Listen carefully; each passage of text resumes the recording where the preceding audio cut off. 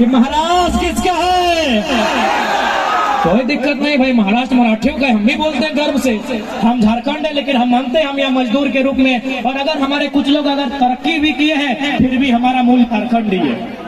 कि महाराष्ट्र किसका है, बंगाल किसका है, बिहार किसका है, गुजरात किसका है, तो झारखंड सबके बाप के है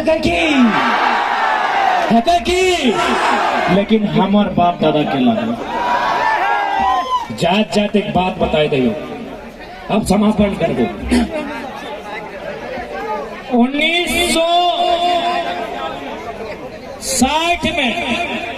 1960 में है महाराष्ट्र जहां हमने खड़ा है। 1960 में बैठ जा है महाराष्ट्र जहां हमने खड़ा है। बॉम्बे अगर नाम है, बॉम्बे 1960 में इसी राज्य का नाम बॉम्बे था। दो समुदायों के बीच ये तय होता है कि गुजराती भाषा भाषी के लोगों के लिए गुजरात दिया जाए, मराठी भाषा भाषी के लिए महाराष्ट्र लिया जाए, और उसी शर्त के साथ महाराष्ट्र और गुजरात बना है कि नहीं, बना है ना। यहाँ बहुत सारे गुजराती भाई भी बगल में दुकान दिए हैं, शायद सुन रहे हैं। बहुत सारे मराठी भाई स्टेज में बैठे हैं, उनका सम्मान करते हैं। एक बात बताइए, जब महाराष्ट्र और गुजरात का बंटवारा हो रहा था क्या एक भी किसी प्रकार का आंदोलन हुआ था? नहीं हुआ था। एक भाई ने दूसरे भाई से बंटवारा मांगा, बाकायदा भाई ने बंटवारा दे दिया, लेकिन झारखंड बनने में 88 साल लगा है। 88,000 लोगों का बलिदान लिया गया। इसलिए हमारे झारखंड से किसी की तुलना नहीं होगी। मानते हैं कि हम भी भारत का हिस्सा हैं, हम मानते हैं कि हम भी भारत का हिस्सा हैं, लेकिन हमारा हिस्सा कहाँ है? हम भारत का हिस्सा हैं, हम मानते हैं, पर हमारा हिस्सा कहाँ है? कहाँ है हमारा हिस्सा? एक हिस्सा माने अंग, हिस्सा दो प्रकार का होता है। हिस्सा माने अंग, हम भारत का अंग है, और एक हिस्सा माने बंटवारा। हम भारत का हिस्सा हैं, हमारा हिस्सा कहाँ है? यही नागपुर में MCL है, अंतिम लाइन मैं दोहराऊंगा। यही आपका नागपुर में WCL है, माफी चाहूंगा। यही नागपुर में WCL है, जिसको अंग्रेजी में फुल फॉर्म बोलेंगे वेस्टर्न कोलफील्ड्स लिमिटेड, यानी कोयला का काम होता है। हमारे झारखंड में 3 यूनिट है, BCCL, CCL, ECL। आप महाराष्ट्र के एक अधिकारी से मेरी टेलीफोनिक बात हुई, उन्होंने कहा कुछ दिन पहले 75 लोगों को आवास दिया गया है, 75 लोगों को नौकरी दी गई है, क्योंकि उनकी जमीन में कोयला मिला है। झारखंड चले जाइए, वहाँ घर जबरदस्ती तोड़ा जाता है। झारखंड चले जाइए, वहाँ 999 साल का लीज होता है। क्योंकि मेरे बहुत सारे काबिल मराठी भाई लोग आए हैं, मंच की शोभा बढ़ा रहे हैं, मैं उनके कानों तक भी पहुंचाना चाहूंगा कि झारखंड में इतना अन्याय होता है कि कंपनी 999 साल का लीज लेती है। बताइए, आपके महाराष्ट्र में भी लीज लिया गया होगा, हार्डली 99 साल का होगा, 999 साल का नहीं होगा। जब भी कोई कंपनी या फैक्ट्री लगती है दादा, 99 साल, 50 साल, 30 साल का लगता होगा आपके यहाँ। आप महाराष्ट्र से ही है ना दादा? हमारे महाराष्ट्र से हैं। यहाँ ये नियम है, या तो 30 साल, या तो 50 साल, या तो हार्डली 99 साल। हमारे झारखंड में इतना बेईमानी किया जाता है कि 999 यानी 1000 साल का लीज लिया गया। न हमारे लोग जानेंगे, न उस समय तो कोई बचेगा, न अपना जमीन वापस करेगा। आप यहीं देखिए, WCL कोयला का काम करती है, हमारे वहाँ CCL है, वो भी कोयला का काम करती है, लेकिन यहाँ नौकरी, मुआवजा, विस्थापन बरोबर देती है। झारखंड में लूटपाट करती है, झारखंड में अन्याय करती है, दोहन करती है। इसलिए आज जो आवाज धनबाद में उठाए, जो आवाज बोकारो में उठाए, जो आग झुमरा और पारासनाथ में लगा है, आज माया नगरी में लेके आए हैं। 24 में सीधा दिल्ली लेके जाएंगे। आज बहुत सारा माया नगरी लोग अपना खिड़की बंद रखा है, बोलता है झारखंड का एक छोटा सा लड़का आया है, 24 में दिल्ली आने दीजिए, आप लोग भी खिड़की खोल के सुनिएगा मराठी भाषा में। आपको भी हमारे आइडियाज, हमारी आइडियोलॉजी खिड़की खोल कर सुनना होगा।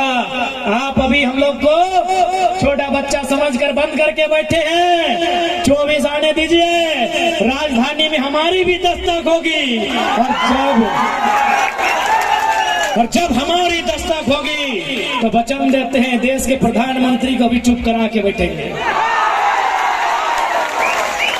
ये वचन देते हैं आज माया नगरी से। और अंत में यही कहेंगे कि प्रवासी मजदूर जो भाई हैं, आप जिस अवस्था में रहते हैं, आप जिस अवस्था में हैं, अपनी अवस्था के साथ आगे बढ़ने का चेष्टा कीजिएगा। जो भी आप आर्थिक उपार्जन करते हैं उसे बचत करने का प्रयास कीजिएगा। अगर आप फैमिली के साथ रहते हैं, अपने बच्चों को पढ़ाइएगा। यदि आप माता पिता से दूर रहते हैं तो 2 पैसा का बचत करके अपने गाँव, अपने बूढ़े माता पिता की एक बार सुधि लेने का काम कीजिएगा। मैं ये संदेश आपको दूंगा। और ये भी आप 24 में जो भी लीडर रहे, अगर मतदान करते हैं सवाल कीजिए कि 50,000 छोटी बड़ी कंपनियां हैं, मजदूरों की संख्या कम होनी चाहिए, मजदूरों की संख्या कम होनी चाहिए, और नहीं तो फिर आप मजदूर राजनीति में आएंगे। हे तो नहीं इतना एगो विधायक बना सकला, हाँ मजदूर है अशोक, हमें का थोड़े करबो तो मजदूर अब केवल मजदूरों की नहीं सोचेगा, मजदूर अब केवल मजदूरी की नहीं सोचेगा, अब मजदूर राजनीति की भी सोचेगा। जिसको दर्द होता है होने दीजिए। आपके बीच का नेतृत्व करता होना चाहिए। राज्य की राजधानी और देश की राजधानी में क्या कोई गलत बात है? क्योंकि भारत एक संवैधानिक देश है, और संवैधानिक देश यानी कागज कलम कानून, और कागज कलम कानून यानी या तो सदन लोकसभा रहे या विधानसभा। आपकी आवाज वहां बुलंद होनी चाहिए। यदि आपकी आवाज वहां बुलंद होगी तो प्रवासी मजदूरों के अधिकार से न देश मुंह मोड़ेगा न राज्य मुंह मोड़ेगा। इसलिए आज यदि कभी चुनाव का सामना हो, मतदान करने की संभावना बने, यदि वतन वापसी करते हैं तो याद रखिएगा, आपका मत यदि आप देते हैं तो आप लेबर एक्ट पर दीजिएगा। एक 72 लेबर एक्ट बनना चाहिए, एक 72 डिस्प्लेसमेंट एक्ट बनना चाहिए, एक 72 एजुकेशन पॉलिसी बननी चाहिए, एक 72 डिस्प्लेसमेंट पॉलिसी बननी चाहिए, एक 72 लेबर पॉलिसी बननी चाहिए, ताकि हमारे मजदूर दर बदर की ठोकरें ना खाएं। अब क्यों खाएं हमारे मजदूर ठोकरें? धनबाद कोयला देता है, कोडरमा भुरक देती है, गिरिडीह पत्थर देता है, गोमिया बारूद देता है, तो हमारे मजदूर क्यों ठोकर खाएंगे? बोकारो कोयला देता है, स्टील देता है, गैस देता है, तो हमारे मजदूर ठोकर क्यों खाएंगे? इसलिए आज मजदूरों को एक बात याद रखिएगा, नियति में कुछ नहीं होता है, अपनी तकदीर का फैसला खुद लेना पड़ता है। कि मजदूर का हाथ है नेताजी, ये मजदूर का हाथ है नेताजी, लोहा को पिघलाकर उसका आकार बदल देता है।